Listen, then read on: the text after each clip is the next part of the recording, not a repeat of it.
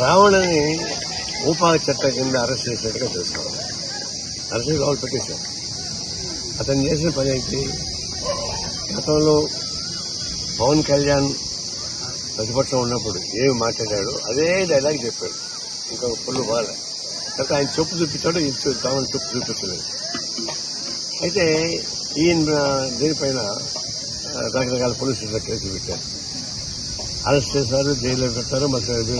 Jail వస్తే మళ్ళీ arrest చేస్తారు.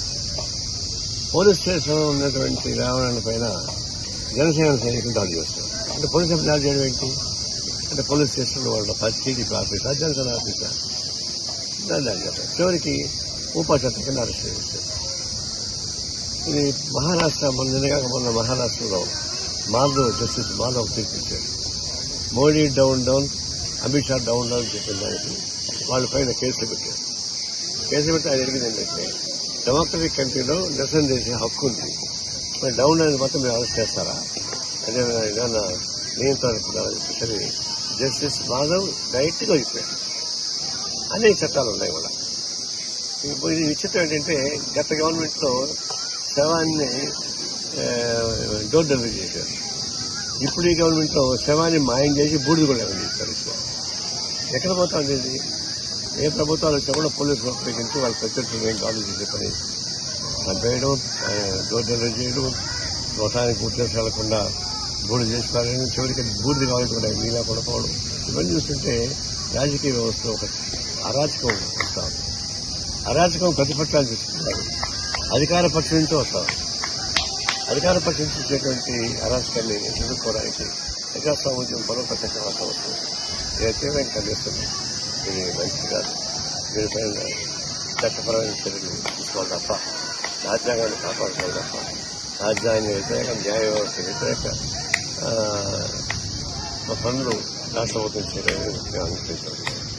రావణని ఊపాధి చట్టం కింద అరెస్ట్ చేసినట్టుగా తెలుసుకోవాలి. అరెస్ట్ చేసి వాళ్ళు పెట్టేశారు. అతను చేసిన పని ఏంటి? గతంలో పవన్ కళ్యాణ్ ప్రతిపక్షం ఉన్నప్పుడు ఏమి మాట్లాడాడు అదే డైలాగ్ చెప్పాడు. ఇంకొక పుల్లు బాల తర్వాత ఆయన చెప్పు చూపించాడు, కామన్ చెప్పు చూపిస్తలేదు.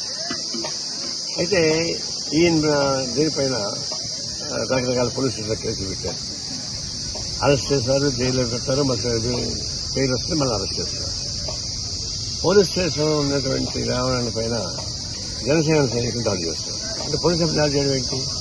అంటే పోలీస్ స్టేషన్లో వాళ్ళ టీడీపీ ఆఫీసా, జనసేన ఆఫీసా దాడి చేస్తారు. చివరికి ఊపా చట్టం కింద అరెస్ట్ చేస్తారు. ఇది మహారాష్ట్ర మొన్న మహారాష్ట్రలో జస్టిస్ మాధవ్ తీర్పిచ్చాడు. Modi down down, Amit Shah down down చెప్పిన దానికి వాళ్ళ పైన కేసులు పెట్టారు.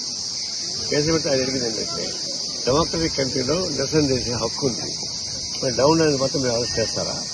అదే ఏదన్నా నియంత్రణ చెప్పేసి జస్టిస్ మాధవ్ డైరెక్ట్గా చెప్పాడు.